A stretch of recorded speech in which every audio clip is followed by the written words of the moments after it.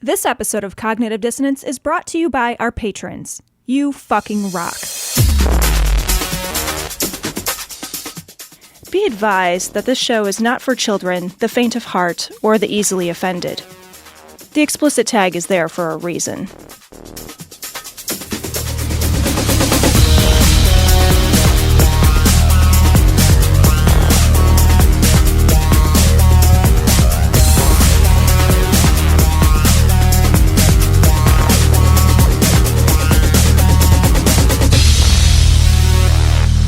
Recording live from Glory Hole Studios in Chicago. This is Cognitive Dissonance. Every episode we blast anyone who gets in our way. We bring critical thinking, skepticism, and irreverence to any topic that makes the news, makes it big, or makes us mad. It's skeptical, it's political, and there is no welcome mat, although there probably should be for episode 494, since we have in-studio guests tonight. We've got Jordan, and I'm taking my notes. Dan is what it says from the Knowledge Fight podcast. Are you sure you didn't write it down? Like, because Dan is part of Jordan. I right? You know, and I'm not 100% sure. This topic has come up on our show as well. I will be honest with you. This is a concern that we've had many a time. I see. Okay. Welcome to the show, guys. Thank you. Thank you guys very much for having us. We're really glad to have you. Really excited to have you in the Glory Hole. In the Glory Hole, deep inside the Glory Hole with the Knowledge Fight podcast. A bunch of people that listen to our show were like, you guys have got to have these guys on your show. Like, you guys talk about Alex Jones. These guys know everything there is to know about Alex Jones. You should talk to them. so many questions. And we have a lot of questions. First one, did he bang that cheerleader in Texas when he was 13? Are we talking about the Satanist? All right. Here we go. All right. Because we don't believe it, but we're not. Dan's just like, no, he didn't. No, I mean, like, no, you don't believe him. What a shock. He's not a believable person. Are we suggesting here that Alex Jones is not a believer? He's not a reliable narrator?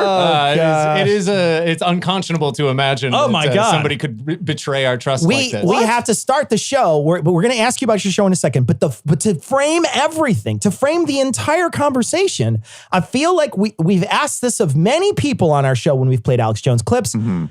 Is he a crazy person, or is he a fucking liar, or is he both? Yeah, I'm going to actually ask you individually. So I'm going to ask Dan first. Dan, crazy liar or crazy liar? Crazy liar. I mean, I think the question itself is kind of like, it's a distraction almost, even from the, like, why he's doing what he's doing, or why the effect is what it is almost secondary to the actual effect that he has. The damage. What he's doing. Yeah. That's a great point. But I've gone through so much of listening to him that is just insane, and so much that is clearly intentionally lying. So I'm pretty confident it's both. You think it's both? Okay. Yeah. Jordan? I would say that it is at any one point in time one of them. At least, like, the answer is yes. As we've gone through the unequivocal answer. As we've gone through different eras, there's almost epochs of Alex. Where it's like he spent a year in the wilderness being just crazy, and then from 2002 to that's the Glenn Beck 2004, model, he's just a giant lunatic. You know. Point of order, though, in those times that he was being just crazy, that he was also not being honest during those times. So he was a crazy liar. Yeah. He just happened to be a crazy liar. Okay, he aired more on the side of crazy during this time. Okay. Yeah. Again, to frame the show, let's talk about what you guys do every week on your show. Sure. We do a thing where we just talk about Alex Jones too much. Yeah, My God. The end. Thank you guys so much for having us. We're gonna get out of here. You guys nailed it. I became fascinated with Alex Jones a while back, and so I just decided that I was going to start really looking at him as an example of people that I think suck. And I'm lucky enough that Jordan and I were hanging out. We're friends, and he came along for the ride with me as we explored him together. And so we just do a podcast where I listen to Alex's shows from the past and the present day, and pull some clips, and I play them for Jordan. He has no idea what I'm going to play for him, and then he screams at me. So it's very much. Yeah, it's very. I like my contribution to the show is Just very quickly yelling. explained. I got to say, when I listened to it, it reminded me of The Dollop, but if the dollop only did Alex Jones every week. It's an exhaustive character study. Exactly. The dollop. Yeah. Well, I want to ask, what is it about Alex Jones that grabbed you like that? Like, I mean, he is a fascinating character, but I want to know, like, what it is about him as a character that you're like, this sustains me. Well, I don't know. At this point, I don't know. But it's either this or cutting, I guess. I don't know. I don't know what to tell you. But why choose Alex Jones?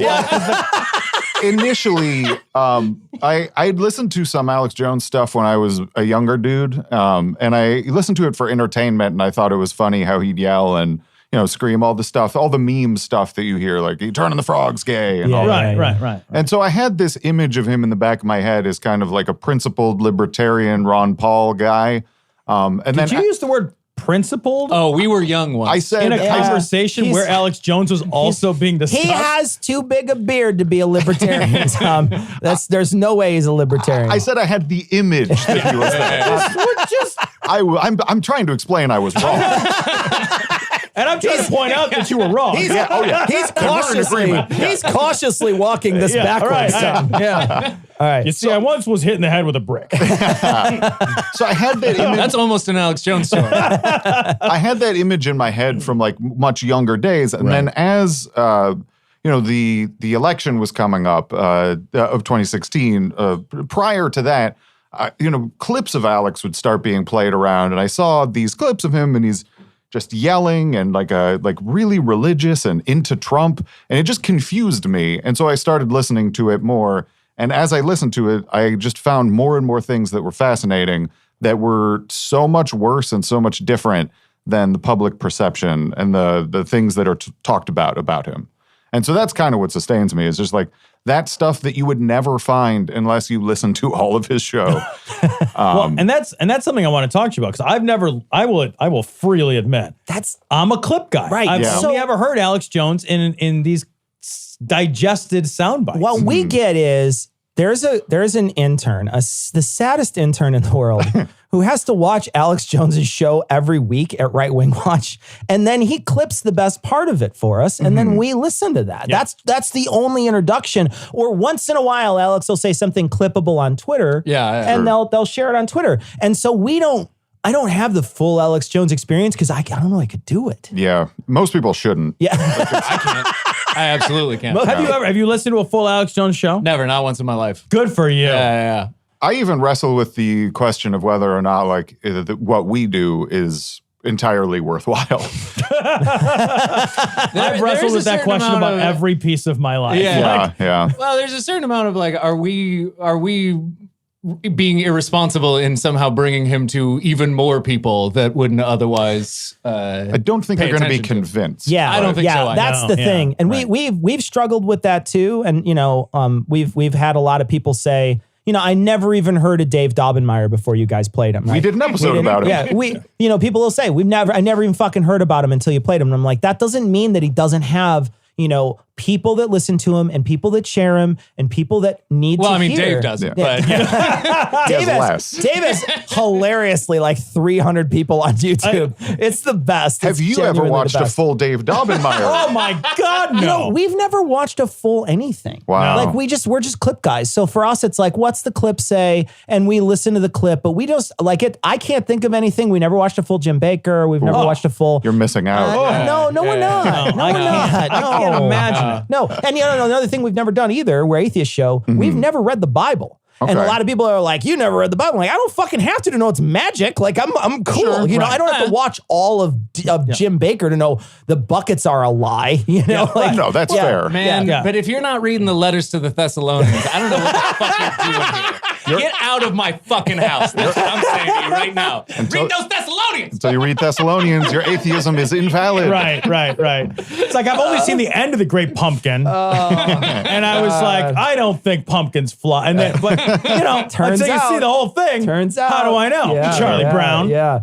So in the last, I want to say, so you guys have been covering Alex Jones for how long? Just about 3 years now. years. January, I think it'll be 3 years. January 3 years. So Yeah. very close to 3 years.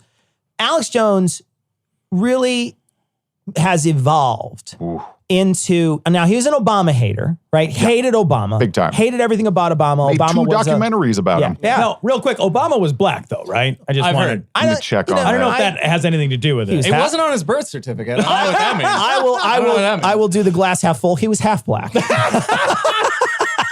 That is a point that Alex makes quite I frequently. will edit that out of the show. So anyway, but Alex hated Obama, and we had watched a bunch of clips about him back in the day when he hated Obama. He hated everybody. He also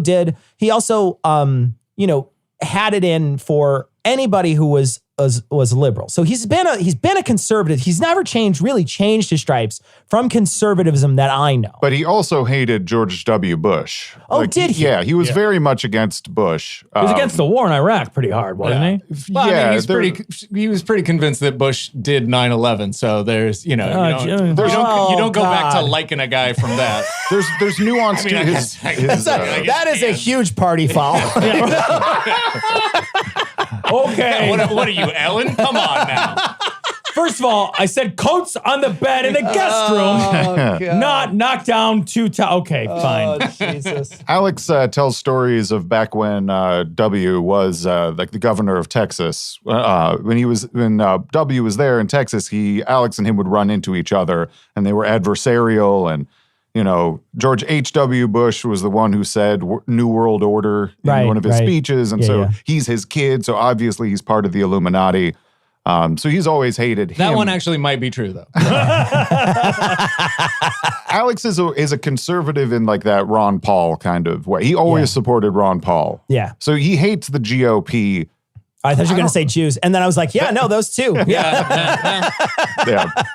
He hates name it. So he hates the GOP? Well, He at used that to. point. He used to. Yeah, because now he is 100% on board. Like Definitely. he is 1,000. I mean, you listen to him talk in any clip we get of him, he is 100%. Trump is fucking ejaculating down the back of his throat like a fucking smoothie milkshake. Like there is no going back from how hard he is sucking his dick. And so anything that Trump does, and that's, sadly, that's every single pundit that is religious on that we cover. They have. They don't have any. There's no apology. There's no, oh my gosh, I can't believe Trump did this thing. There's none of that. It's all just, it's a big giant plan and yada yada yada.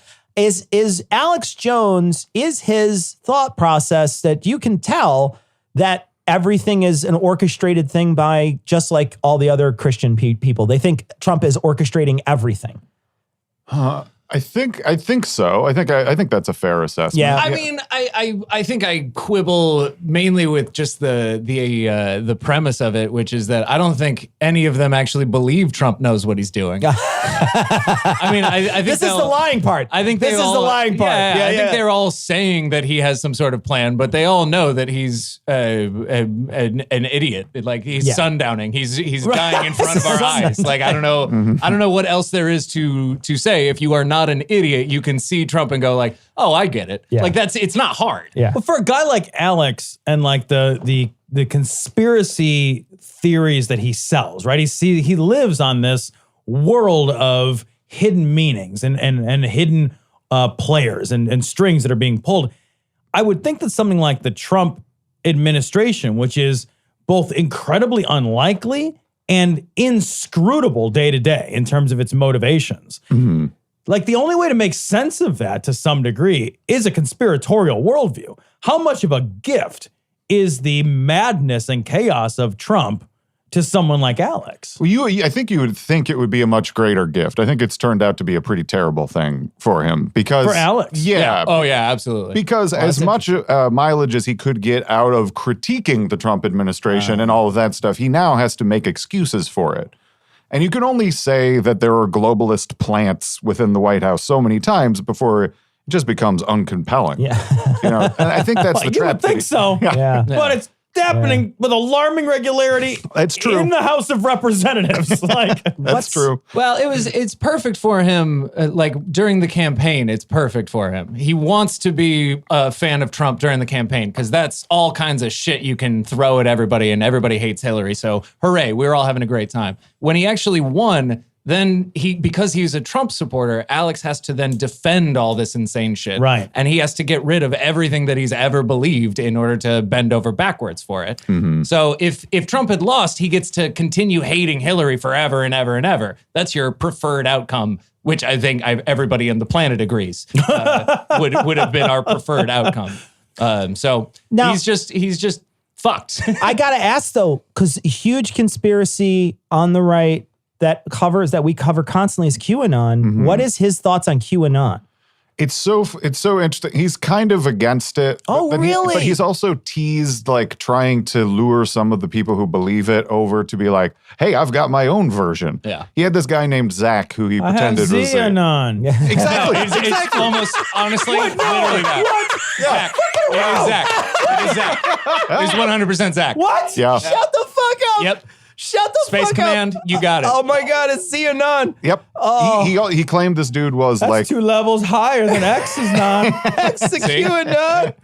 Why anon? Why anon? What? Yeah. And a lot of the stuff that's sort of the central parts of QAnon belief are things that were discussed on Alex's show prior to QAnon existing. Right. Like, that's not to say that it has anything to do with the actual QAnon, but like the whole idea that there's a counter coup going on behind the scenes against Hillary Clinton and the Democrats who are trying to do a coup. That's, there's a lot of that within Right. the QAnon stuff. That was all stuff that was articulated in like 2015 on Alex's show. So he has a lot of the same ideas, but he resents the success of QAnon because he's not making money off it. Well, all right. So I want to ask this question then.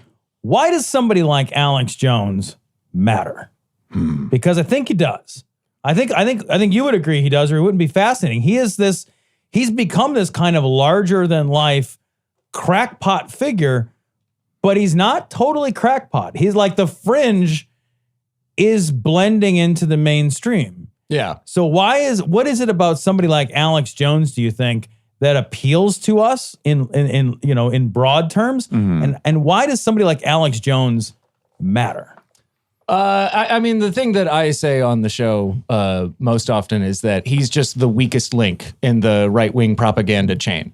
The reason that he's so fun to listen to is because he's bombastic and he says ridiculous nonsense. And within that, he hides his kernels of, and it's okay if we ethnically cleanse people. It's like that kind of, he's like, they're turning the frogs gay. And if you want to kill the Kurds, I mean, it's not that big a deal, and so It's really not. We're doing it right now. No, it's cool. Yeah, Right. we're fine with it. Yeah. He makes it really overt. Like, he Yeah. makes it really transparent. You can see a lot of the tricks that other people are better at through him. Yeah. I think he's like a bad magician. Yes. Like a really bad magician. Yeah. Like he Pick can't. the top card, any of the top card. Yeah. It reminds me of that too. So But the other thing is that he matters so much now because the more we see what happened to right-wing media after Trump, how they've all headed more towards Alex. Yeah. I think it's made it concrete that if you scratch the surface of all those slicker propagandists at Fox News and stuff like that, you will find that they believe, if not the exact same shit that Alex does, very similar shit. well, one of the things that we were talking about recently is we were talking about the deep state, the idea of the deep state. And when there was the whistleblowers, the couple whistleblowers, I had said at the time, I said, you're poisoning the well with this deep state language that we're hearing. And we're not just hearing it from the fringe anymore. And I think Alex Jones was one of the pioneers of that idea. And, if he wasn't, he certainly was an early adopter. Yeah. And so he's been sort of talking about the deep state for a long time. And that is a pervasive thought that works its way all the way through all the right-wing pundits that we cover, which are Christian mainly. And then, you'll hear Tucker Carlson talk about it. yeah. You'll hear Sean Hannity talk about it. You'll hear Glenn Beck talk about it. These are people who might not have talked about it, 4 years ago. Right. So it's a different day when it comes to news media now. Well, I agree. To that point, I genuinely wonder, is the concept of the fringe as a dismissible set of ideas no longer the case in our new world, new media environment? Like, I don't know that because it used to be that the fringe was on the fringe. The fringe and the mainstream didn't interact. Now there is no, I don't know what the fringe means anymore. Me neither. Right? And I said that like, and we all laughed, but like, I wonder if because the way that media has changed, the consumption of media has changed, the democratization of media has changed, like this idea that like the fringe as being a dismissible group of minority views, that's no longer dismissible. Does Alex gain some credibility from that shift, if you think that shift is real? I think that the fringe is still dismissible, maybe, but it's less like as there's more and more media options, and independent media is so kind of easy to produce compared to it is in the past. Sure is. Welcome to Glory Hole Studios. This place is great, lovely. This is a huge step up for us. We're very happy to be here.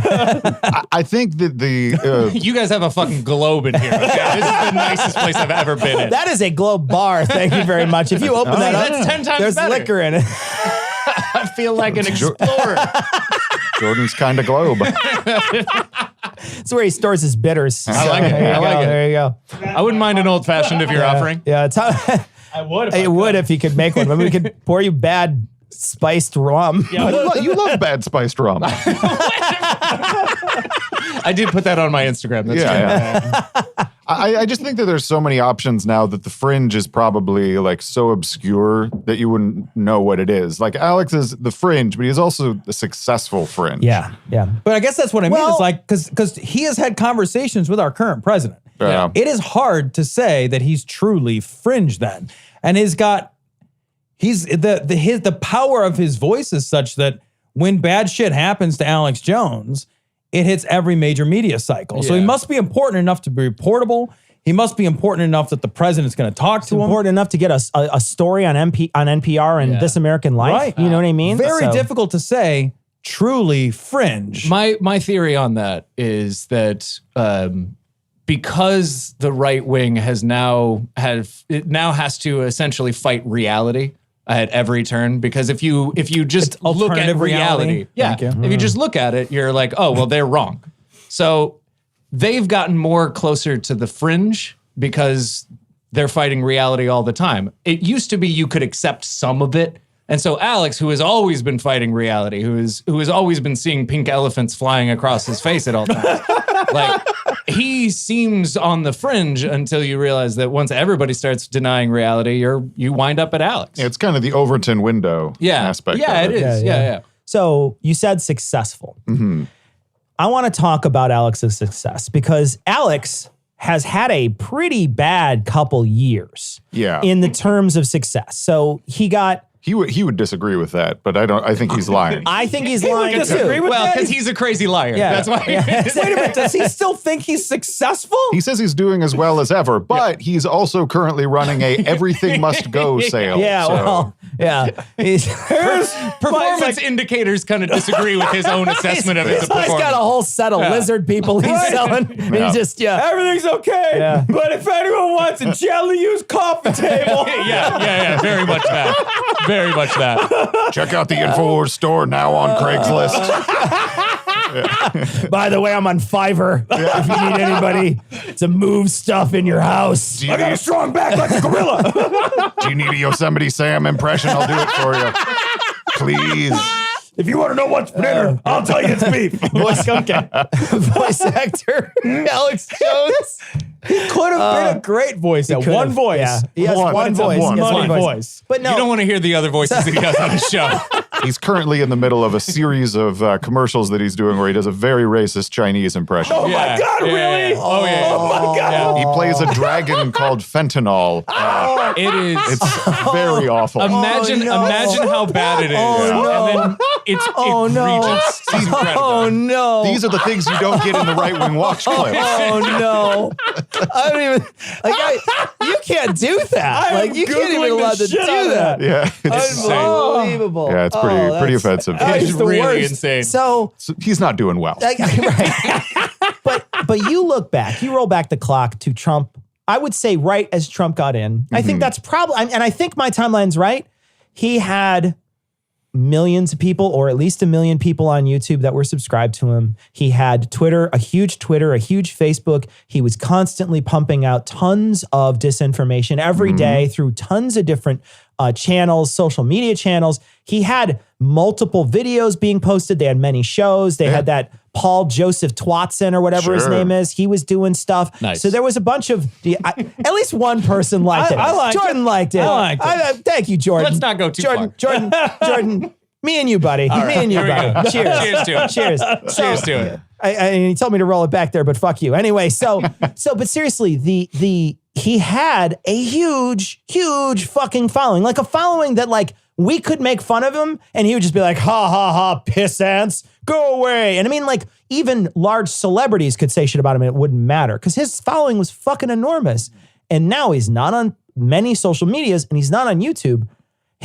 You really just gotta go to Alex Jones's site, right? Or does he like broadcast on BitChute or something? He did that for a bit. He has his own video service now that he's trying to pretend is going to be to serve all of the people who get kicked off places. But so Free far, it's speech warriors unite. exactly. Yes. So far, it's all just his employees, though. So You can never take my YouTube. Yes, we you can took actually. YouTube. No, we do. You can very quickly take my YouTube. Please Damn give it back. Yeah, that's exactly what happens. the real interesting thing is if you go to his own YouTube clone type of thing, like his own version, he has like sections of it for all of his employees.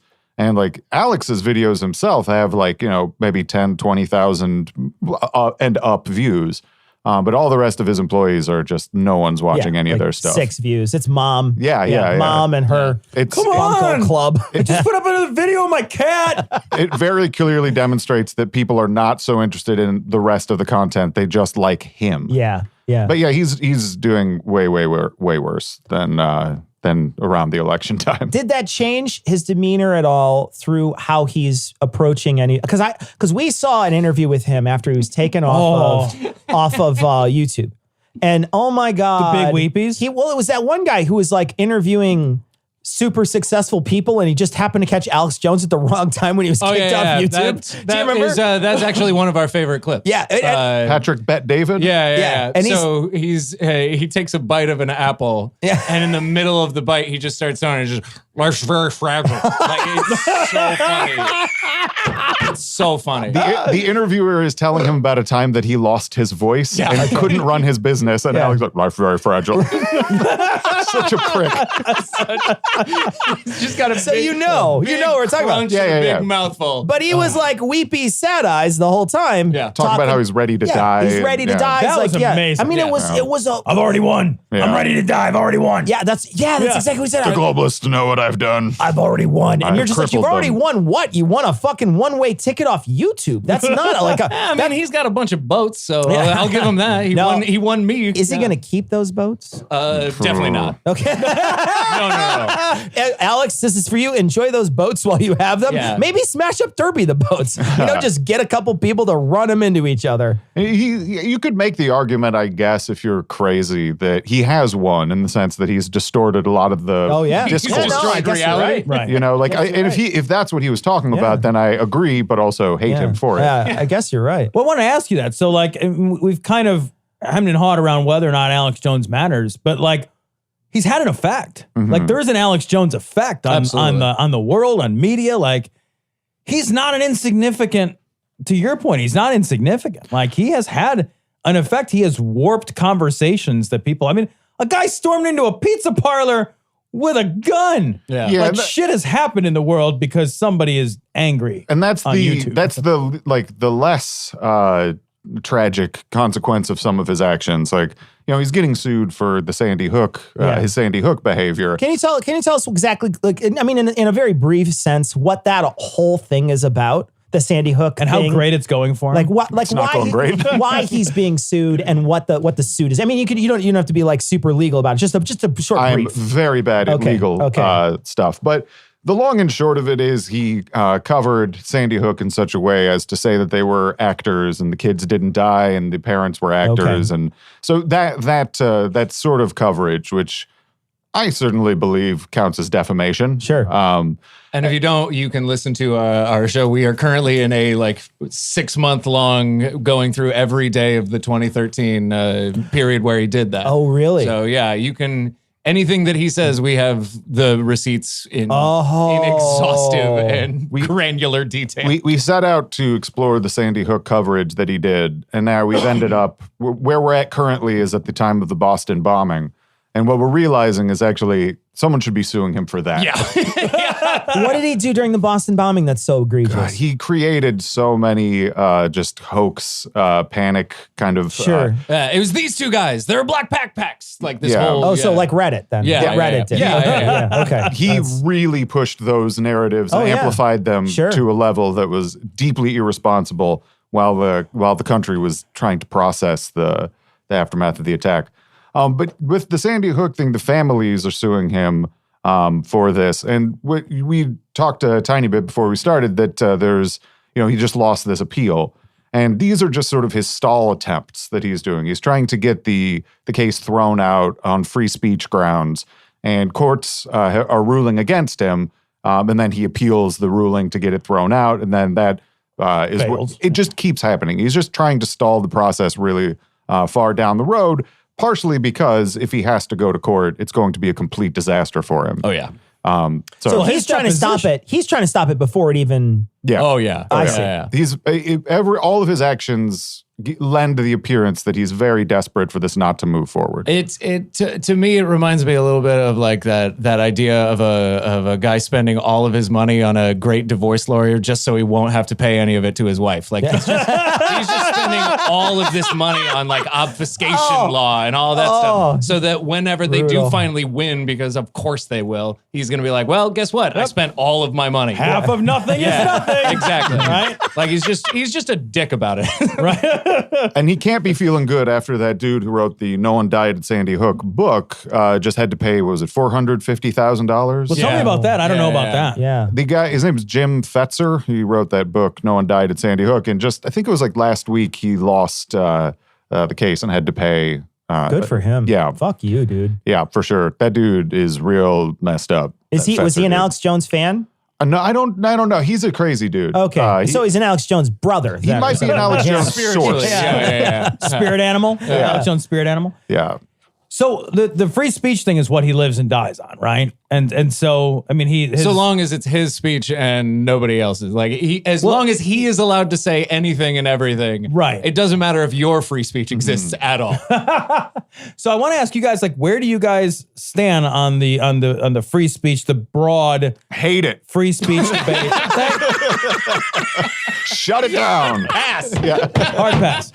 Oh, Jesus. Because like he screams, and a bunch of people have now screamed when they get kicked off of different platforms that this is a denial of their free speech. How do you guys feel about that?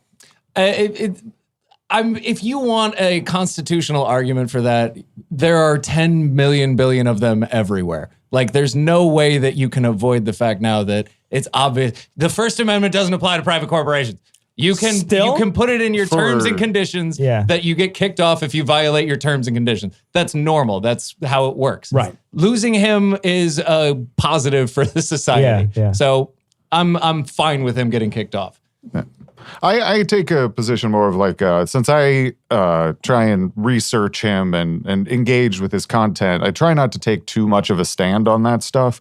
Like early on when we were doing the podcast, I was very strongly in we're looking into this. I want to deal with this as it exists. I'm not advocating for him being kicked off anything. I'm not trying to censor him or shut him down. But as time has gone on, I've found too many instances of things that like, this cannot be acceptable. Like there's just too many times that he crosses lines for me. So just give me, if you can, a short rundown of sort of the most damaging stuff that he does. Because I know I can name a couple of things, like when he talks about certain celebrities being like blood drinkers and things like that lends them the sort of visage of Satanism, you know what I mean? And that satanic panic bullshit that permeates our society. And I know he's a huge pusher of that. I know he's anti-vax. Yeah. He's and he's also like and he's also like anti-science in like weird ways too. Oh, yeah. What other stuff is there more than that? Because that's all I'm aware of. Like, but what, I mean, what flavor are you looking for? oh, wow. Like, Okay. do you want to go with do you want to go with extreme white nationalism? Because Oh, he's okay. got that in spades. I think of Hey, it more you as can't like say that. They don't have it. yeah, not in that Yeah. sense. Oh, I'm sorry. Is that something you can have in spades? To your question, or you're bringing up the blood drinking thing. I think that also is a much larger issue than just like evoking the image of Satanism, in as much as like the way he characterizes his enemies, these quote unquote globalists, Right. constantly drifts into archaic anti-Semitic tropes, like the blood drinking. Dates back to the blood libel. Yeah, absolutely. That's just one of the examples of the ways in which his conception of his enemies match up with deeply anti-Semitic history or the protocols of the Elders of Zion. There are just things that he cribs wholesale from the protocols in his characterizations of how the globalists want to control society. And you can find them if you pay attention to it. So I think that there's a danger in the way he demonizes his enemies in just like in ways that if you are anti-Semitic, you'd be like, I recognize that. Yeah. It would. There's a signaling. That's a Jew I can hate. Yeah. I see. Yeah. There's that, and I think that does a lot of damage to just people. It prepares them for being closer to anti-Semitic leanings than they would have been otherwise. You accept it under the terms of these are the globalists, and then when someone's like, "Yeah, you think it's the globalists," let me tell you, it's actually the Jews. Yeah. Well, you're more ready to be walked down that path. Yeah. So, like, if listeners listen to Alex Jones for entertainment, just for the sheer, just wild wackiness of it, is some of the danger of that, to your point, that it kind of lays an intellectual groundwork that will feel familiar to other types of bad arguments? Maybe. I don't want to judge anybody for doing that, though. If they want to listen to it for entertainment and they're, Sane. I don't want to judge them for it. yeah. I would politely like them to stop.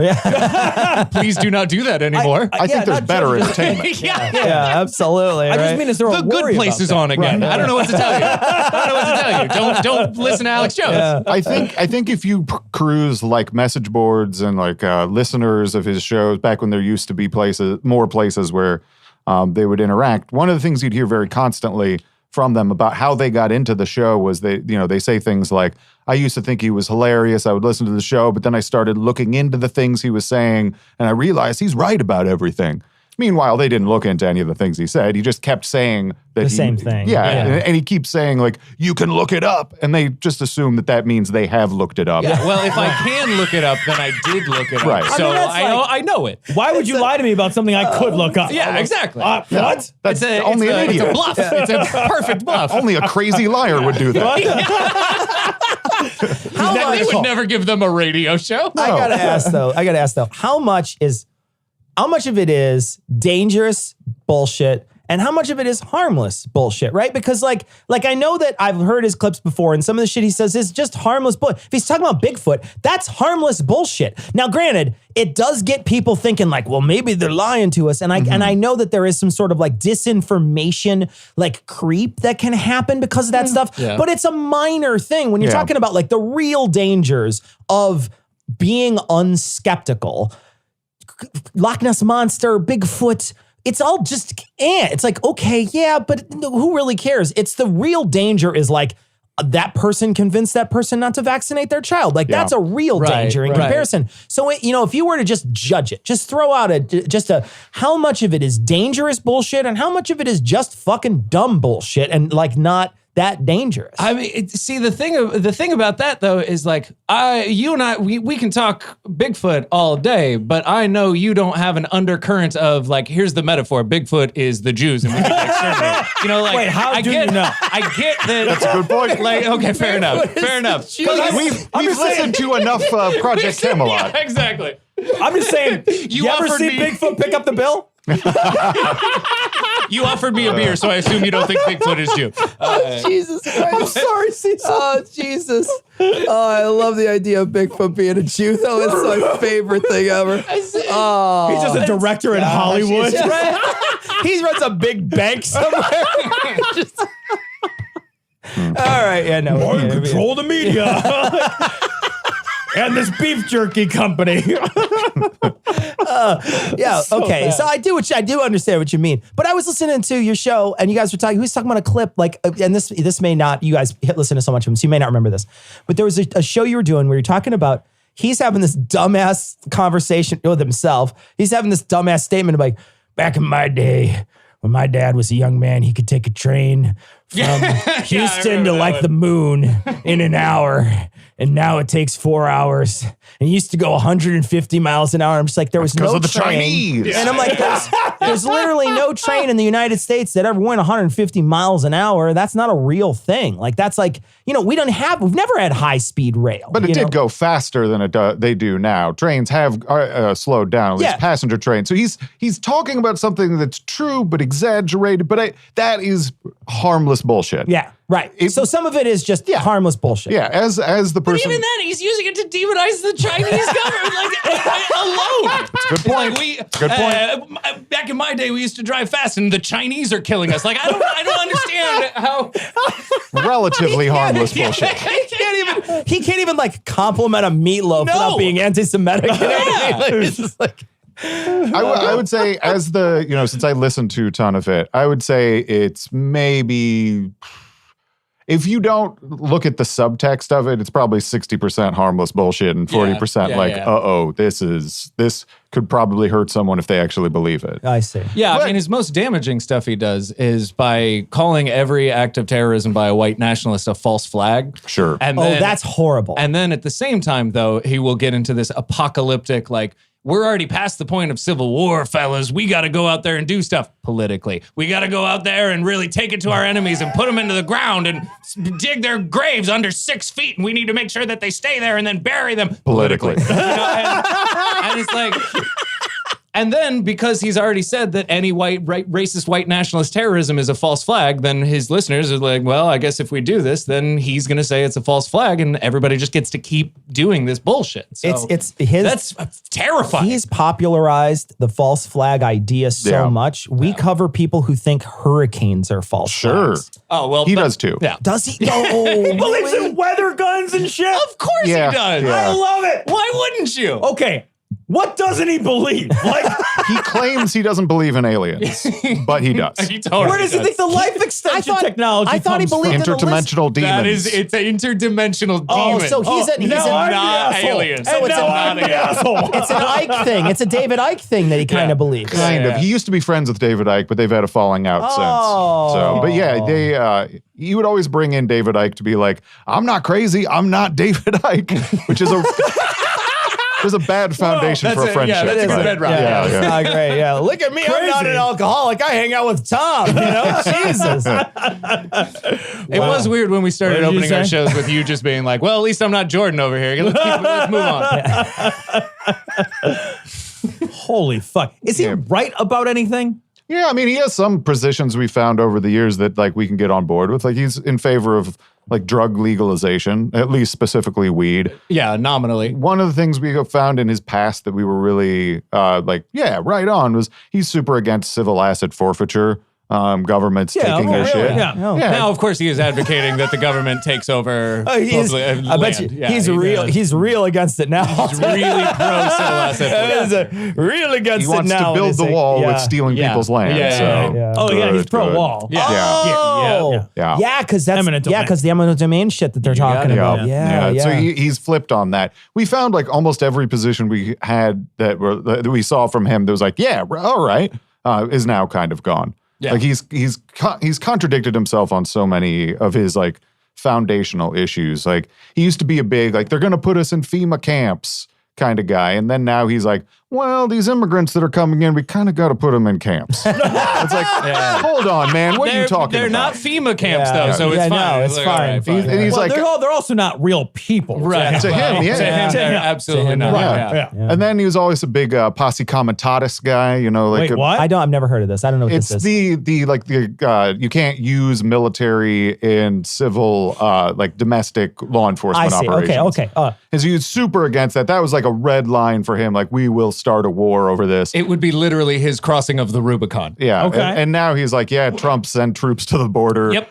Didn't matter to him. No, Wow. no, Nope. yeah. How is he spinning the impeachment then? How's that? It's a hoax. Wait, no. How is it a hoax? It's a hoax. You fools. You guys thought there would be more. All of these whistleblowers are fake people. Yep. It's probably James Clapper in disguise who is making this whistleblowing complaint.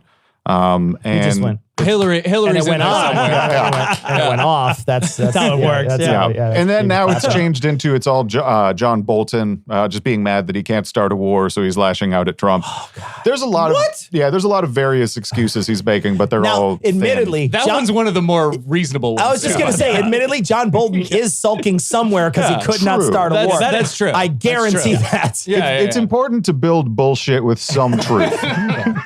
John Bolton's just in a Starbucks like, fuck that guy. To be equally fair, he's very likely to get his war. Oh, yeah. No, yeah. Like, yeah. It's definitively going to eventually Yeah. get a war. Hey. What's his, like now the Kurds is a big thing that has sort of really separated the right wing. I mean, not so much the evangelicals, because evangelicals are just still like, come on my chin, Trump, whatever you can do. We love you so much. Yeah. So there's nothing that he can do to push the evangelicals off. But is there anything that Jones is saying about the Kurds that is different than? No, you're shaking your head, so no. No, it's bad. Okay. Oh. You'd think he would care. Like, it seems like he should, but he does not. That's the epitaph of humanity. Yeah. You'd think they would care. Seems like they should have. It's just someone carved that like those big ass Nazca lines or whatever somewhere. Put that somewhere. We tried to Yeah. care. Just smooth over Mount Rushmore with that. Just right. We gave it hell. Just put that there for the next group of. His initial take on the situation in northern Syria was that, like, hey, Trump said he was going to bring the troops home. And so that was his like, this is good. And then he talked to one of his geopolitical experts, this guy named Joel Skousen. I noticed you didn't use any air quotes when you said experts. I did So- this hand gesture, though, Okay, which that's is good enough. it's That's still good enough. condescending. Okay, all right. Expert. Yeah. Yeah, all right, all right. He's the graduated nephew. past scare quotes into jerk off.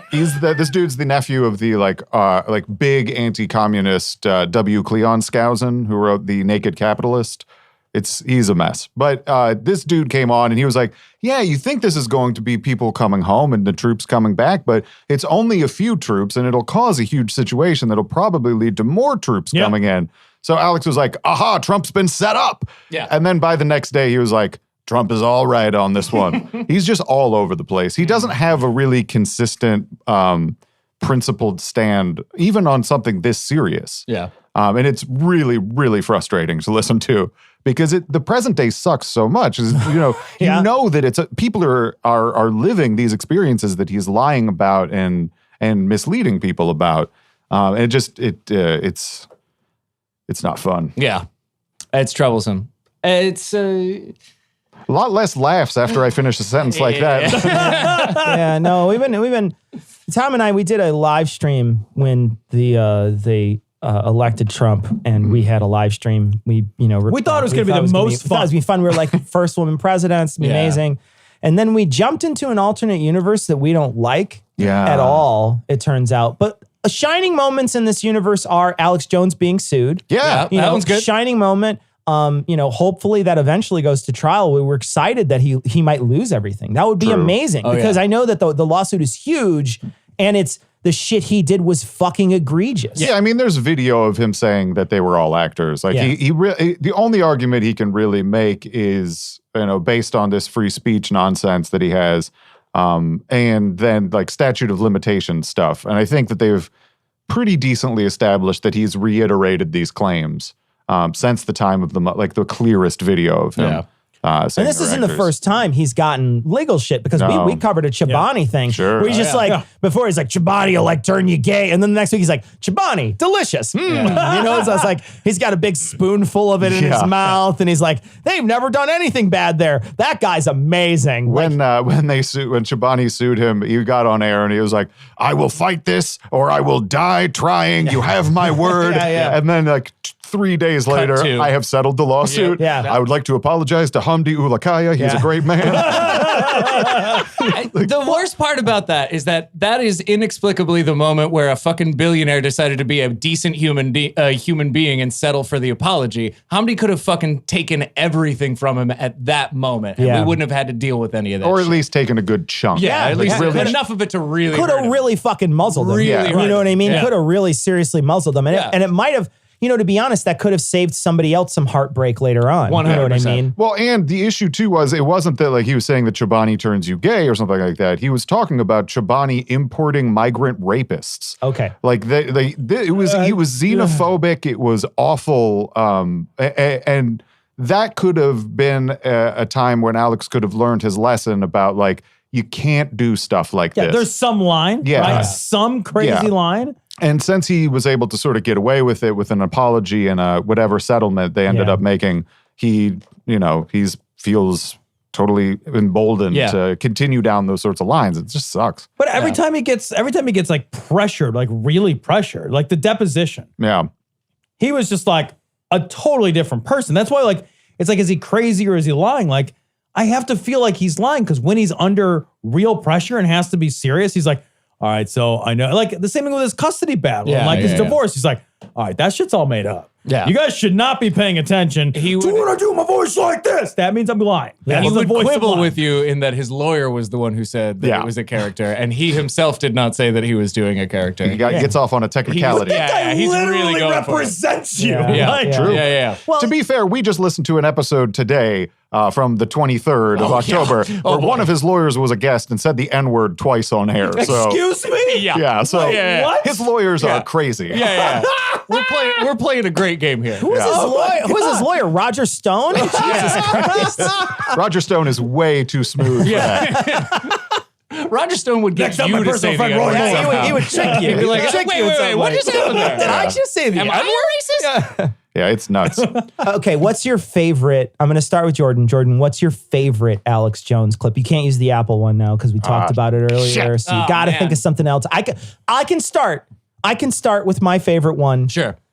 and it's not human intelligence. I think is my absolute favorite when he flips his shit. He's talking about the life extension technologies. Yeah. And he's going nuts and nuts. And he starts out really calm, but at the end, when he starts screaming, it's not human intelligence, there were tears pouring down my face. We laughed and we cried and we had just such a great day. That's my absolute favorite. Do you guys have a I can think of mine probably. I like the ones where there's like insanity mixed with a little bit of humanity. Because I think it's important to remember that he's a person. And like there are moments that are kind of like, oh, that's cute. And there was one time when he was getting back from a commercial break and he was like talking about how someone brought in donuts. They were out. Someone brought in donuts. And he's like, someone brought in donuts. I just ate 2 of them. then It's too good. And then there's a pause, and he's like, "Stop it!" But I appreciate it. It's just so good. The delivery, it's so amazing. There's another where he's eating. That's what I wrote down. Go. There's one where like he clearly was eating hot peppers during a commercial break. And he comes back and he's sweating and burping and hiccuping. And he's like, oh, I got ready. It keeps almost like regurgitating the peppers because he's like, so now next we're gonna go. And you can hear him like Yeah. spitting this stuff up, and he's wet as a beet, and he's sweating. pouring. And I think he just fucking like downed like 2 habaneros. Are we during sure the it was break. peppers and not booze? Yeah. Yeah. Okay, It's that's fair. so great. That's fair. That's He's fair. not able to control that machine. It was is amazing. It was at amazing. all. It was amazing. I Jordan? think mine is one of my favorite. I like esoteric Alex. He gets sometimes he gets really, really drunk and then we'll just ramble about his theology, which is I don't know, a hodgepodge of Lord of the Rings novels and fucking Christian identity? yeah, and white nationalist propaganda. That's what it is. Yeah. And so he had this one long thing where he's drunk. It's the end of the night. He's talking to people and he's like, there's really just 4 ways to learn. You got race memory. You got your answer. And none of them were reading. None of them were reading. Zero of the 4 ways were Reed. None of them. He rambles and then he's talking to like his producer who's in Yeah. the room, not drunk at the time, and Which is great. so then he's just like, the best way to learn is to learn. Yeah. Oh, fuck yourself. I will say I also love anytime he like shows the papers on Yeah. his desk, Oh, like yeah. they're like look at the evidence, and then they like pan over and it's a bunch of printouts Yeah, from yeah. the internet. Oh, yeah. It's like yeah. I printed Yahoo News, Yeah. and it's just Not like, even oh my that though. God. It's No, not even it's- that though, because no. it's like some dude's blog Yeah, that he right, printed. yeah, out. Yeah. No, it's like when your grandma prints an email and mails it to you. You're like, okay, all right, we're in trouble here. Ooh, you got a printer. Show off. High amazing. class. What if you guys ever had to? So I know he's clearly got a fan base that is pretty rabid, and I will say, like, No, they're if you not. listen- well, In my experience, they are not. well, in the Really? in the This American Life, where all those people started going after that guy who lost the kid. I mean, Yeah. you guys heard that. I'm sure you Posner. heard Yeah, that. Yeah, right? absolutely. They went after that guy who had that. You know, he's just a dude, and he had to move several times. He had a bunch of people who just like would not stop. Totally. You guys go after Alex Jones all the time. Do you deal with anybody who's really? No. Almost nothing. I think Yeah. we've gotten like maybe in 3 years, we've gotten a few angry messages, but very, very seldom. I don't know what the deal is. Like, I mean, we just barely ever tweet. We don't Yeah, engage on yeah. social media all that much. Like, even though we have, a decent sized listener base and, And an we're email where they can reach you Yeah. and all that stuff. Yeah, They don't yeah. bother. almost no, but I thought this like very early on in the time that we were doing this. I think if we were more angry, then maybe people would try and like fuck with us, or if we were women. I think Yeah. those two possibilities. That's Yeah. true. Then Yeah. some people might try and like. or Imagine if we if you were were, angry women. or Oh, yeah, gosh. no, I mean, it's if we were, You wouldn't be president. That's if for we sure. were, if we appeared to have some sort of easily exploitable weakness, like if Like there was anger. something, if there was something that they could latch their cruelty upon, Yeah. then we would be easy targets for them. But We don't really fall into like the people that the internet crowd goes buck wild and being dicks to. Yeah. I that's the only thing I can come up with in terms of why we haven't, because we've Either been that or very, secretly no one actually listens to a show. That's my other theory. That's the Yeah, other. no, The no, other yeah. possibility is that they just don't exist. Or they just pass you off as mainstream media type people that just don't Yeah. you don't get it, you'll never get it, you'll Yeah. never understand it, you'll never do the research. Sure. You know, and Yeah, that but sort even of thing. those sorts of people, like that is something you'll still see people yell at. Like you get accused of being a Soros operative or Yeah. something. Oh yeah, that's And happened. it's very really. Yeah, yeah. Congratulations. You guys are Soros? Oh, that's nice. I wish we've gotten that check, but he keeps putting us off. I have a guy. I He's will putting us cash off. this. George, if you're listening, George Soros, I will eat your Georgie. ass. I don't care, dude. Whatever you got, you give me a job, I'll do it. the first answer is yes, and Yeah. I don't care what the Yeah. question is, Put, George. put fucking cigarettes out of my balls. See whatever you want to do, George. I'm your guy. Back when Alex was still on Twitter, I tweeted I noticed that InfoWars DMs were open, and so I got really drunk one night and tweeted at them, like, just sort of a "bring it on" kind of thing, and did not get a Nothing. response. Nothing. No. Huh? No. But I've always sort of figured that it's in their best interest to not publicly recognize Yeah, you don't want us to at go all. out to Like, the critics like that. yeah, it would only elevate us, Right. and we would probably end up coming out in the lead of, Yeah. Oh, of an yeah. actual argument. Sure, sure. It just, yeah, it's weird though. This is we not know at they all. know we exist. Yeah, that's we for know sure. we know they know we exist. The Adon Salazar. Yeah, one of Alex's longtime Yeah. producers followed us on Twitter, and we never tweet. Yeah. So it's like, well, that's kind of a Okay. dead Yeah, ring. that's fine. Dead Yeah, gi- And one time, I was listening to Alex's show. Our old sign off used to be. Basically, just making fun of how Alex one time admitted on air that he probably killed a guy. Oh yeah. What? Yeah. Wait, That what? doesn't even make it into our favorite clips at all. Yeah, he's saying that he's talking about like I've never killed a guy, and then there's a long pause. He's like, Long pause, like a long. I'm contemplating my life and the choices that I've made that has led me to this Like, point. hold on a second. That's not something you should have to even say out loud. Like, yeah. I've never killed a guy. well, he's trying to say like That's I'm the not that assumption. bad a I'm guy. not a bad guy. I don't kill anybody. Long- and then he pauses. Long pause, Dot, and then dot, dot. wow, there was that one guy. It's like, oh shit. Like that's how it And it didn't seem like a joke at all either. It seemed like a real fucked up moment he was having. But we made that the sign off of our show just to make fun of him. Right. And like a couple months later, Alex is on the show and he's like, there's a big new media lie going around about how I killed a guy. We're like, are you listening to us? No one else is saying that. No one is talking about you. Yeah. It's just us, man. I like the idea. That could be a coincidence, but I like to imagine that he spends every week he downloads your podcast. Oh, and he doesn't listens have to enough it. time. Okay. He's enough of a narcissist, though. Yeah, that's true. Yeah, but he's we on just air put all the out time. we just put out 7+ hours of content per week, so Yeah. he doesn't have a chance. Very dumb. Very dumb. in the sort of podcast universe, we did a show on 9/11 truthers. And it's not this show. It was a different show that we do. We do another show called Citation Needed nobody's ever heard of. But we do that show. And Tom wrote an essay about 9/11 truthers, and he literally copied the Wikipedia. I mean, he didn't copy it, but he wrote an essay about the Wikipedia. What's on Wikipedia? Because the show's about Wikipedia. And so we all made fun of it. Ha, ha, ha, blah, blah, blah, blah, blah. And on Wikipedia, they essentially debunk every single one of the major theories. Yeah.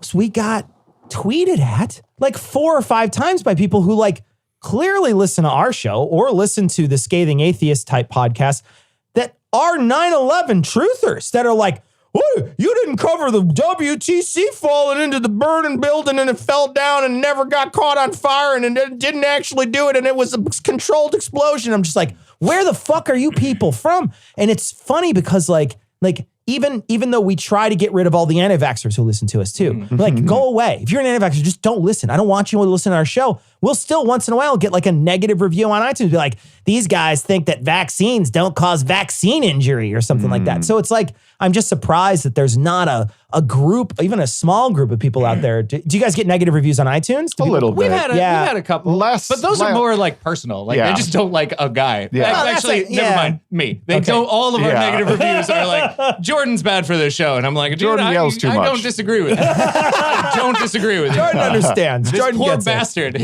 There's very little like on those reviews that I have ever seen. Yeah. That I don't It's look not at them like too Alex much. Jones but- is super awesome or something like that. No, no. I think my other theory about that is just we're too dense. Like you can't really pull sound bites from our show. It's hard. So you would have to get angry about our show, you would really have to listen to like a 20-minute chunk. And if you're listening to a 20-minute chunk, you're either not going to be angry at the end of it or you're going to be bored and just go somewhere else. Yeah, right. Yeah. You know, it's like that's so after a while you're like, oh, I'll get him tomorrow. I guess. But you're gonna get that tweet. Oh, you're gonna get it. Oh, man. The only like major negative sort of online interactions come sort of from the shows that I wrote a blog about how Soros didn't work for the Nazis in World War II, which is one of the things that Alex says about him. Yeah. And in response to that, I've gotten tons of comments on it that are very coherent. Very smart people saying I'm dumb. You're dumb and yeah, Jews are bad. Yeah. basically. Yeah. And so each one I would try to reply to, and I made sort of a game out of it where I'd be overly polite to these people and explain why they're wrong about whatever they bring up. And I found that it just deflates people. Like they don't, they want you to get mad. Yeah. And it just, That's the Well, whole that- game. that's literally You're the not game. playing. Yeah. You're Yeah. not playing the game. Stop it. yeah. That is a huge thing that he did. I remember seeing that as the main thing that everybody talks about Soros is that he used to work for the Nazis. Yeah. And that he was an HR. yeah, he was like, Okay, I'm George. I'm in benefits. And He was in the and so- hard right. and you get That's none right, of yeah. them. That's an easy job. we have an experimental health plan. Okay. Seriously though, like that's the big thing. It's funny too because it's bigger than Alex. Yeah. It's bigger than Alex because there's a lot of people out there who believe that stuff. Glenn Beck certainly was Yeah. in that tip a little Yeah. bit. One of the things I think is particularly cowardly about it is Alex on his own show will scream about how Soros worked for the Nazis and all that. But when he went on Joe Rogan's show, Rogan pushed back on that idea that Soros worked for the Nazis. And Alex was, because he didn't want to fight with Rogan because he has a much bigger audience and he's subservient to him. He was like, well, it's an open question. But that's what I mean by him being a liar and not Yeah. crazy. Because if he was crazy, he'd stand by that because he wouldn't be able to understand that this is crazy. Yeah. But every time he gets pushed on this shit by somebody in a position of authority, he backs the fuck down. He Oh, yeah. that Chobani guy is gonna sue me. Turns out I don't believe that migrant rapists are making yogurts. I mean, I Turns out. I will say that Alex has one of the biggest cases of daddy issues I have ever seen in my entire life. That's true. Every situation that we've ever seen him in where there's a male figure of authority, he turns into a fucking puppy dog, and he will do anything. Well, as long as anything they to make them signal happy. approval. To Yeah, him. yeah. Like, Yeah, he'll do anything for their approval. Yeah. Wow. And so now the worst part about all this entire thing so far is that you listen to Joe Rogan too. I was just Yeah. like, holy shit. That like, is- no kidding. That's the wow. roughest You spot. really put yourself out there for this We've show. got to give the listeners what they want. You really put yourself out there. To be fair, I mostly only listen when Alex is on. So I've still never listened. That's the great part of my job on the show. You have an amazing job. The You don't great do part any is work. I don't do any Oh, work. that sounds. And somehow that sounds amazing. somehow this Dan, this you and I, asshole Dan, simpatico. who worked Tough. so hard Yeah. had some part of his success saddled to my lazy ass just Jesus. because I can screech Wow. right, apparently. And So- on that note, guys, where can we find your podcast if we're looking for it on the internet? well, knowledgefight.com is our main website. And then I guess that's our only website. Our main website. You guys, that's the one centered out of Maine. feel We've like got a continental. That sentence made me feel like a real asshole. so and What about our secret website? Knowledgefight.org.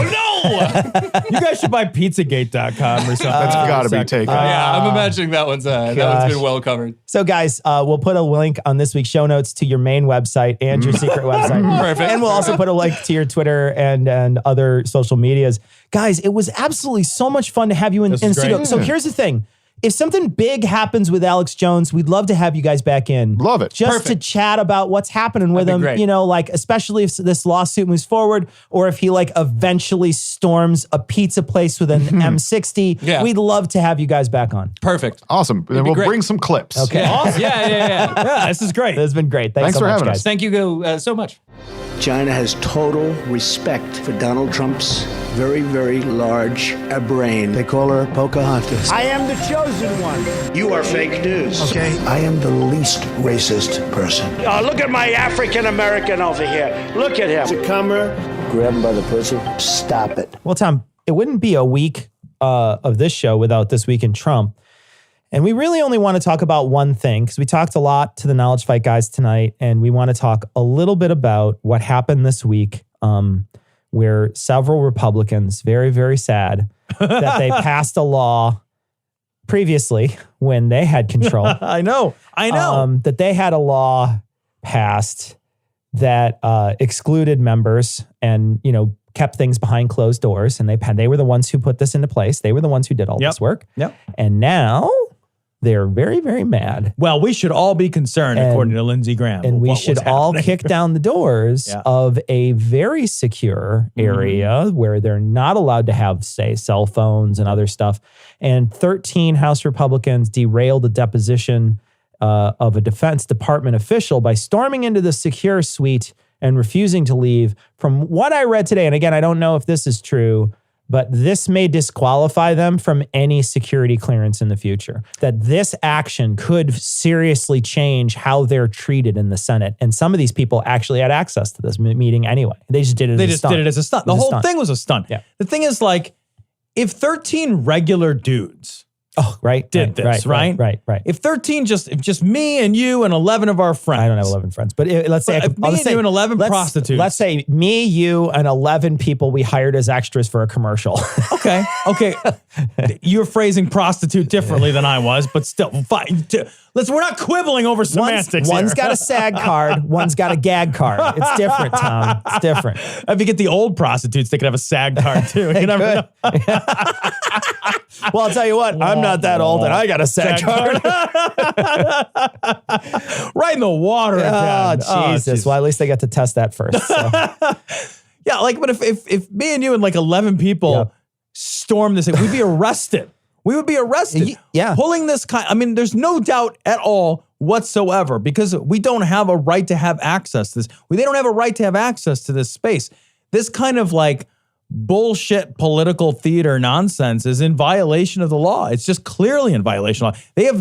no more right of access to a room that they don't have a right to access. And some of them than actually you and I did. do. But some of them actually did. But they didn't have access. They didn't have a right to bring in a phone and to try to right. film it and things like that. And, you know, the thing is like, this is exactly what's wrong with our government, which is when we take away rules that have been in place for a long time and we replace them with, well, we got the house, we can do whatever we want. And then suddenly you don't have the house anymore. And now you're going to scream and cry. You know, what did you expect that the other team was going to be like? Yeah, we're just going to put it back the way it was because we want you to be able to interrupt our shit, but we couldn't interrupt yours. Yeah. Well, you know, like how many times have you heard that, like that phrase? And it makes me laugh so much. Like, when Trump was elected, how many times did you hear, well, elections have consequences. Sorry you don't like it, but elections have consequences. And it's like, well, all right, well, the Democrats won the House. And so now they're going to do this shit. And you know what? Guess what? Elections have consequences. Yeah. And this is one of the consequences of this election.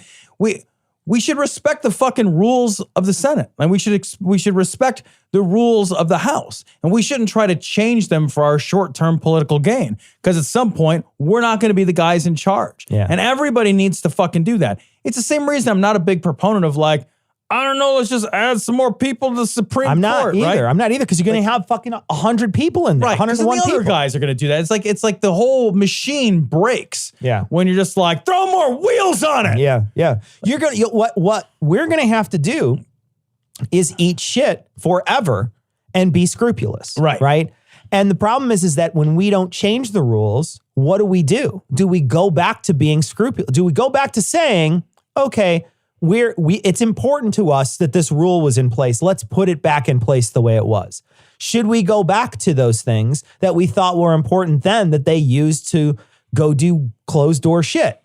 Yeah, I don't know. I genuinely don't. Like, there's a part of me that's like, look, I mean, at some point you have to say, like, some cats are out of the bag right now. Yeah. And there's no more stuffing that shit back in. But what we don't do is continue to exacerbate it. Like, what we don't do is continue to extend it and, like, you know, like, for example, like, I don't think we're ever going to have a world where there's not, like, executive order, right? Yeah. There's going to be, and I don't think we can ever reel all that shit back in. I don't think we can undo the rule changes Sure. in these kinds of rule changes. But what we can do is, like, put policies and laws and procedures in place that, okay, this is it. Yeah. At least this is it. This is the new line. This is as far as it goes. We don't cross it. Yeah. You know? Yeah. Like this is a great example of, like, ridiculous political theater that fools nobody that can read, right? If you can read an article at all written by anybody other than Fox News, like, you are not fooled into thinking that, like, the Republicans are breaking the doors down to, you know, offer the American people transparency into a secret tribunal of justice. Like, that's the narrative they're trying to play out for people. But it's a narrative like nobody that can read is buying. This is just a straight pander to the base of people whose minds were already made up anyway. Sure. You know? There's a lot of the testimony that's come out this week that has been very, very damning. One of them was an appointee by George Bush. That came out and was the person who was really pretty much in charge of a lot of the stuff that was happening and was taking a huge step back away from it and telling them everything that was happening. And it was really damning information. Yeah, the special envoy to the Ukraine was just like, I've been a career civil servant for, like, multiple administrations, starting with a Republican administration. And it's like, it's clearly a quid pro quo. In fact, there's kind of two of them. There's the White House meeting the public White House meeting that the Ukraine wanted. And then there's the $400 million of taxpayer money, by the way, for all those people that, like, you know, it blows my mind too. Like, all those people that are, like, the hardcore fiscal conservative yahoos who are like, oh, don't spend my money on poor people. Blah. You know, like, those people are always fucking screaming, but they're the same fucking out of the same mouths. They're just like, you know, this is just how the game is played. Yeah. This is just when it's your side, that's what you say. Right. Yeah, that's what you say. What do you think about the chances of impeachment at this point? I mean, clearly in the House, I think it's a done deal. It's a done deal. Yeah. But do you think that as time goes on, they're wearing anybody in the Senate down? So many of no, I don't. I would like to say yeah, but I don't think so. I think this is a real dangerous game to be playing politically. Yeah. I think it's probably morally the right decision. I don't know, and it's probably politically the right decision because at some point, if you don't act, you also just look weak and ineffective. Yeah. And you obviously you can't afford to look weak and ineffective. Yeah. So I don't know how we avoid this. And I was thinking to myself, I wonder if this wasn't an opportunity by the right to say, okay, give them this, know that the House will impeach, know that the Senate won't, know that this will rile up the base on the right at a pretty opportune time for the election. Yeah. My worry is that there is a group of people who will say, you know what? By gum, you're not going to slander my president. They exist. Absolutely. So those people are now going to be more motivated than they were before. Yeah. Yeah. I do worry about that. Yeah. If the left doesn't, all that has to happen, this whole election cycle is a goddamn done deal if the left turns out. Yeah. That's all that has to happen.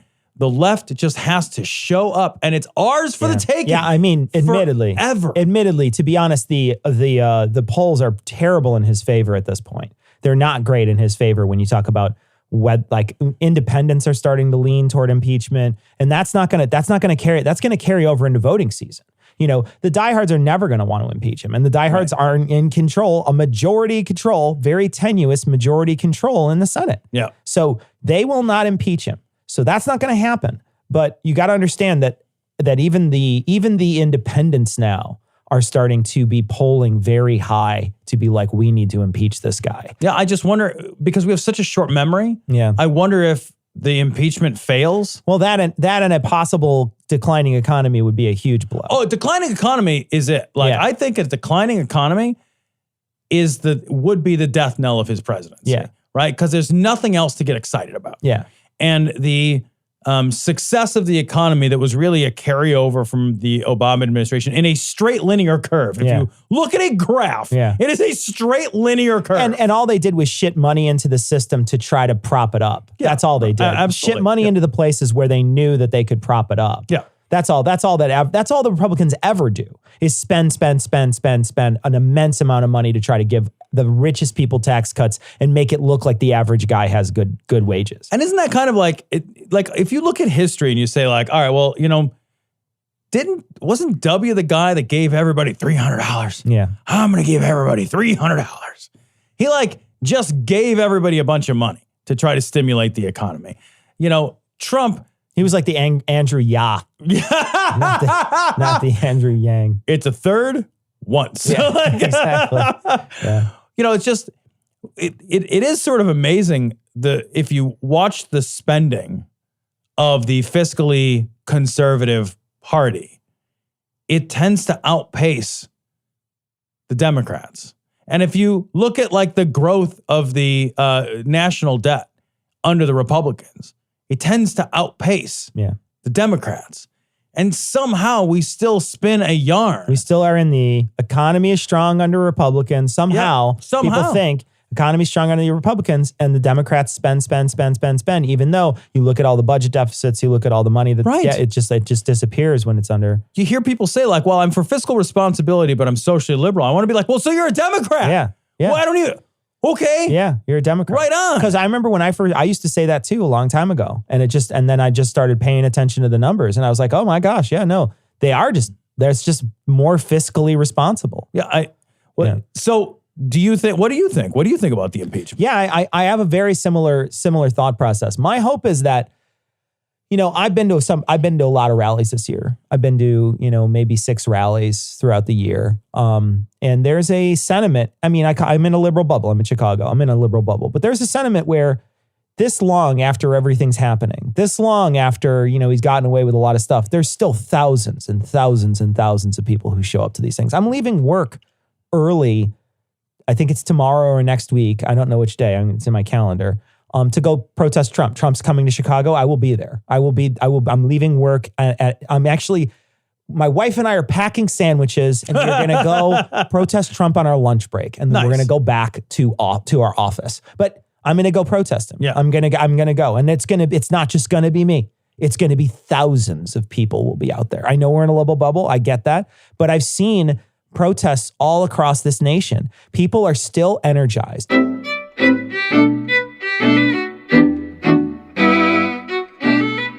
So we want to thank our patrons. Of course, we want to thank all our patrons, but we want to thank most recent patrons, Suck It Trebek, Noel, Alex, Casey, Eli Bosnick's favorite sex friend, Eric, John, and Bane of Me. Last week when I said it was the great Dandini. Okay. But it was just, I messed your name up. I'm sorry, Dandini, the great Dandini. That was last week. So we give away mugs to 1 out of 5 new patrons. We don't give away mugs to every patron. So if you don't hear your name here, when I read your names here for the mug winners, you don't need to send us a message. We're only giving them away to the people who won mugs. 1 out of 5 new patrons. There's 2 winners this week. Alex and John. Send a message not to Dissonance Pod. Send it to Ian at dissonancepod.com. Ian will then forward it along to Tom, and Tom will send out your lovely mug via stamps.com. So we got a bunch of messages this week. We want to mention that this week you should be expecting an Eventbrite ticket if you got accepted to come to the pizza party on 7th. If you did not, I'm going to also send a message to all the people who applied, who did not get in. I'm going to send a message to you, a sorry message that you didn't get in. And I am going to hopefully have you guys apply to the next one. We're going to hopefully do another one soon. We're not sure when, maybe in the spring sometime we might do something. But we could only get 30 names. So 1 out of 6 people that signed up wound up getting in. So we're going to have 30 people at the pizza party here on the 7th. Expect a ticket this week, early this week. People who were accepted and who won, and the people who didn't expect an email with our apologies that we just couldn't feed everybody. But we want to thank everybody for signing up, and we are looking forward to that event on the 7th. So we got a message from Aaron, and Aaron sent in an image, and it's just really disturbing. Oh, just super disturbing. I don't like this one. I don't like it either, but we're going to post it on this week's show notes. Don't look at it. So we got a message. We got a message from Russell, and Russell was saying that he grew up on Chicagoland, raised and eating good pizza, and then he winds up having to go south of I-80, and south of I-80 is it's a desolate hellscape. South of I-80 in Illinois. It's genuinely a horrifying experience. But he went south of I-80, and he, he's basically buying garbage pizza the whole time he's down there. And he says that he went to Southern Illinois, and a bunch of people were like, "Oh my gosh, you got to come on out to the brand new top-notch pizzeria."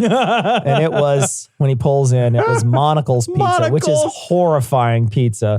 And it is from the middle of the state. That's a middle of the state pizza. It's really bad, genuinely bad. Like cardboard pizza. It's one of those soggy cardboard pizzas. Oh, it's so bad. So we got a message from Ron. Hitting children is illegal in over 50 countries worldwide, more than 2 than I had heard about.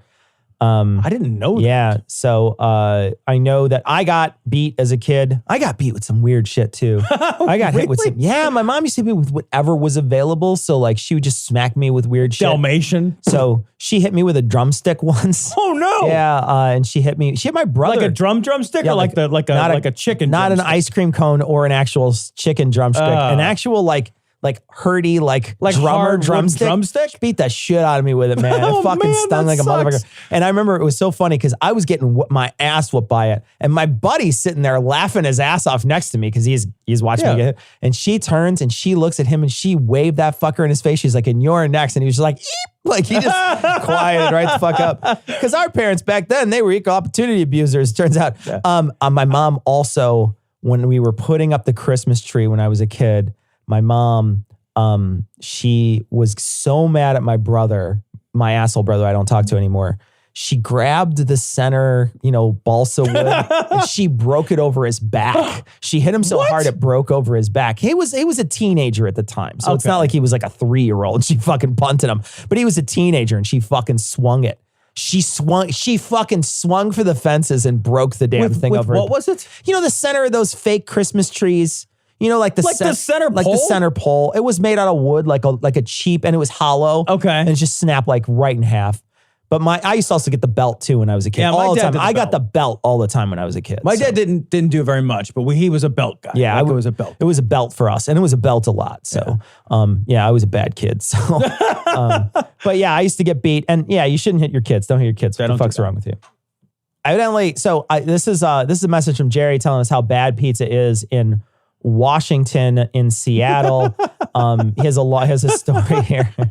One of them. Go ahead. One of them was covered in spinach, no meat. I love that he's appalled by the lack of meat on a piece of pizza. This is my kind of guy, though. But this next line is great. The other one was covered in slices of potato. What the fuck is going on? Oh, that's a Heath Enright pizza right there. Potato on your pizza? Heath would eat the shit out of that. Would eat that. Heath would fuck it first, and then he would eat it.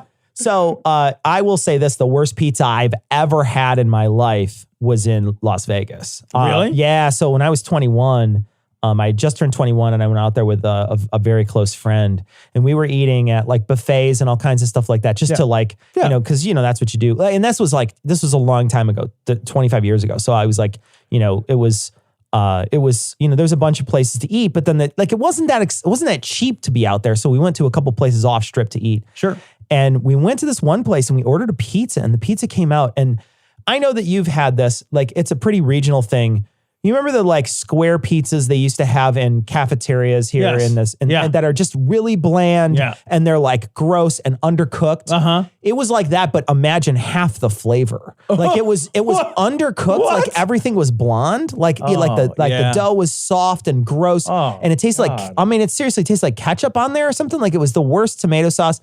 We took one bite out of it. My buddy brought it back and demanded his money back. He was like, I demand my money. The guy's like, you already ate part of it. He's like, we had to try it to know it was absolutely disgusting. I want my money back. And the guy's like, I'm not giving you your money back. And he stood there for almost an hour arguing with the guy. Holy shit. And everybody that came up, he kept on holding the pizza and be like, this is what you're ordering. It's garbage. And like he scared away enough customers so the guy gave half his money back. That's all he gave was half? It was half. That's all we got back. Jesus, how about a fucking customer service training? It was the worst. But it was genuinely the worst pizza I've ever had in my life. Worst pizza I've ever had was in this studio.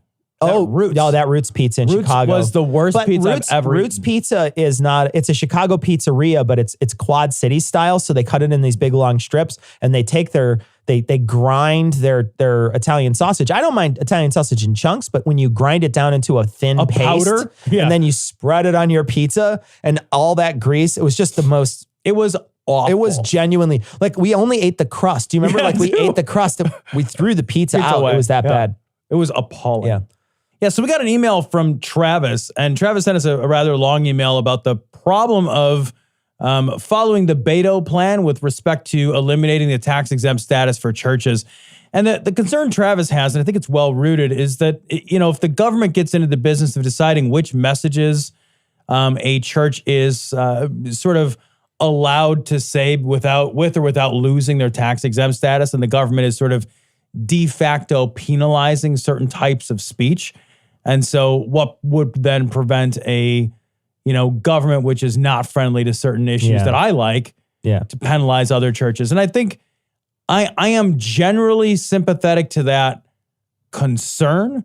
I do think, however, that for the LGBTQ community, it's no different than the African-American community or any other minority community that we have to have some social standards where we decide that we want to live in a certain kind of country.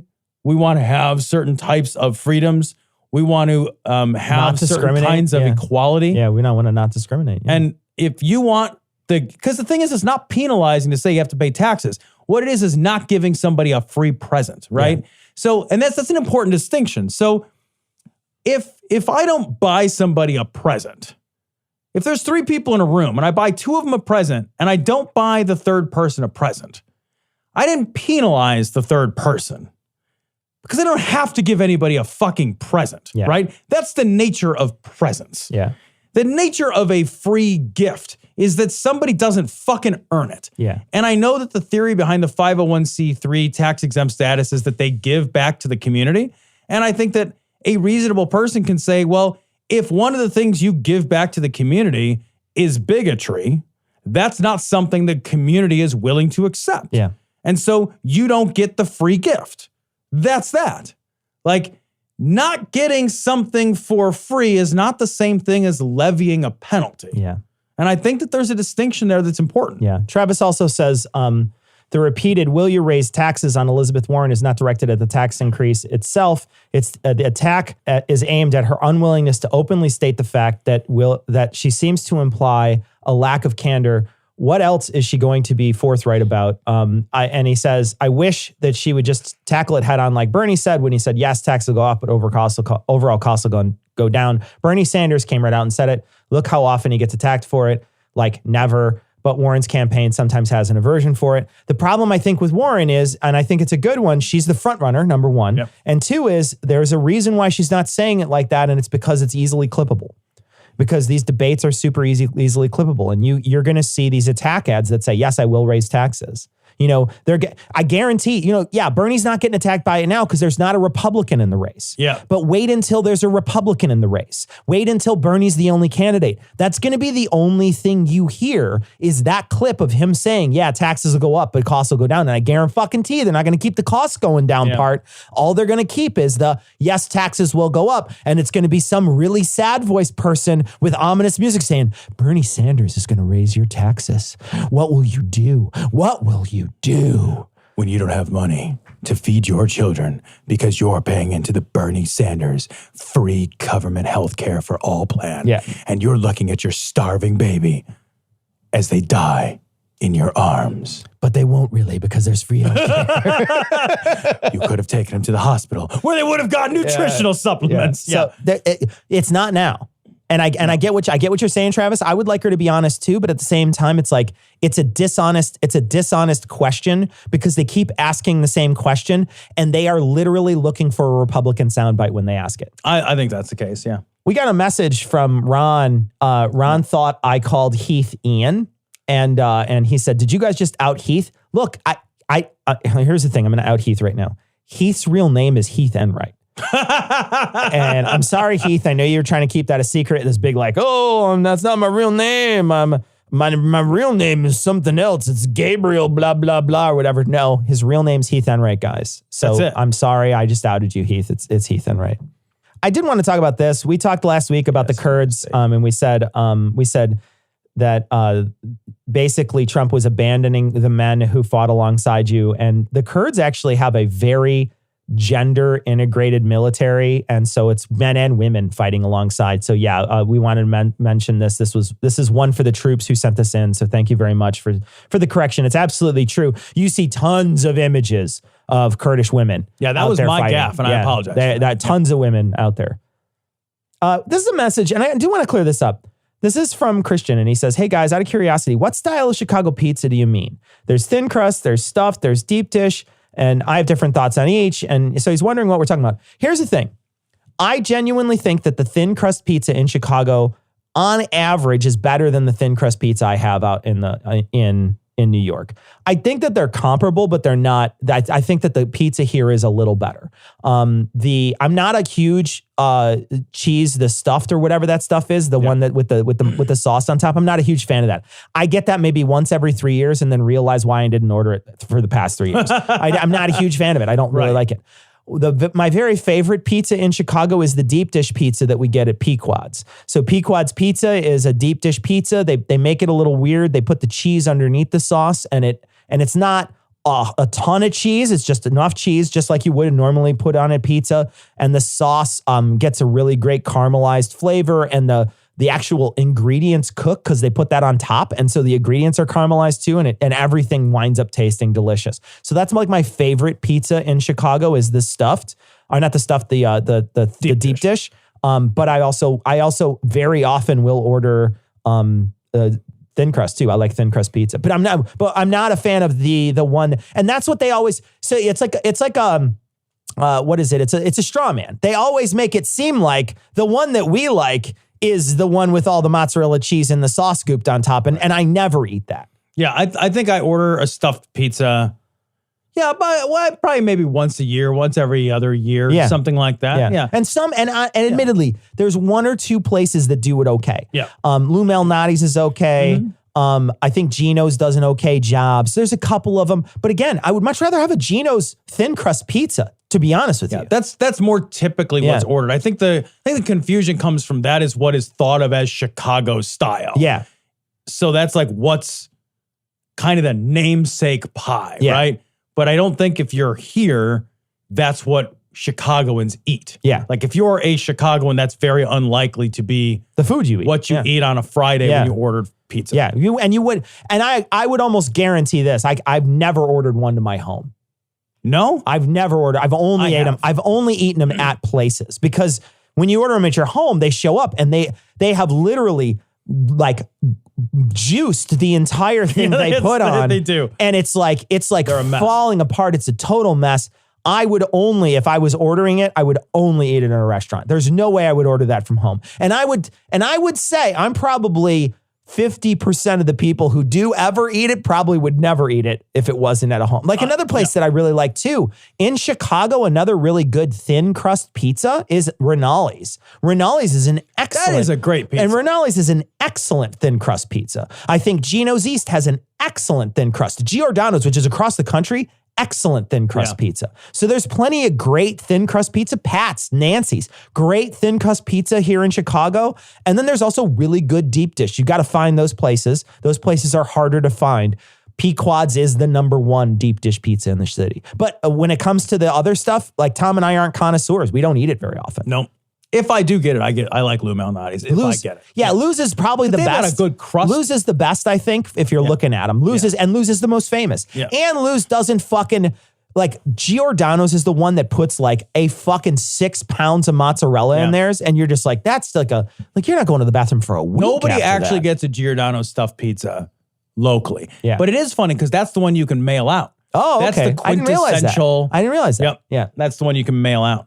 So we got a comment on our blog that said we should look up frack gel, and I haven't yet. So, but if you like gels, you can go to adamandeve.com. I don't know that they have frack gels, but you can get 50% off almost any item, a bunch of free stuff, and free shipping. What should you do? Just enter Glory at checkout. And it's not a glory hole that you would drill in the ground to frack in. So we hope you enjoyed our midweek episode. We released a Thursday episode on The Family. We watched The Family on Netflix, and you can send a message to us at dissonance.podcast@gmail.com. Let us know what you think of that episode. It's a movie review episode. If you have other ideas or things that you think we should cover, let us know. Send us a message. We want to thank Jordan and Dan from the Knowledge Fight podcast. Guys. Great guys. We had them in studio. Really great guys, local guys. And we had a really fun time talking to them. We're excited to have them back on. We're hoping in the beginning of the next year, they're going to come back and we're just going to do clips with them for like a while. That'd be great. Because we just had a blast chit-chatting with them. Really cool guys. Check out their podcast, Knowledge Fight. Fun podcast to listen to. They put out a ton of content. So check it out. We'll put a link on this week's show notes. It is episode 494. So that is going to wrap it up for this week. We are going to leave you like we always do with the Skeptic's Creed. Credulity is not a virtue. It's fortune cookie cutter, mommy issue, hypno-Babylon bullshit. Couched in scientician, double bubble, toil and trouble, pseudo quasi-alternative, acupunctuating, pressurized, stereogram, pyramidal, free energy healing, water downward spiral, brain deadpan, sales pitch, late night info docutainment. Leo, Pisces, cancer cures, detox, reflex, foot massage, death and towers, tarot cards, psychic healing, crystal balls, Bigfoot, Yeti, aliens, churches, mosques and synagogues, temples, dragons, giant worms, Atlantis, dolphins, truthers, birthers, witches, wizards, vaccine nuts, shaman healers, evangelists, conspiracy, doublespeak, stigmata, nonsense. Expose your sides. Thrust your hands, bloody, evidential, conclusive. Doubt even this.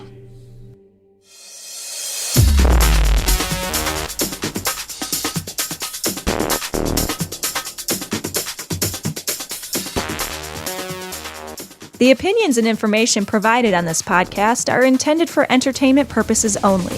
All opinions are solely that of Glory Hole Studios, LLC. Cognitive Dissonance makes no representations as to accuracy, completeness, currentness, suitability, or validity of any information, and will not be liable for any errors, damages, or butthurt arising from consumption. All information is provided on an as-is basis. No refunds. Produced in association with the local Dairy Council and viewers like you.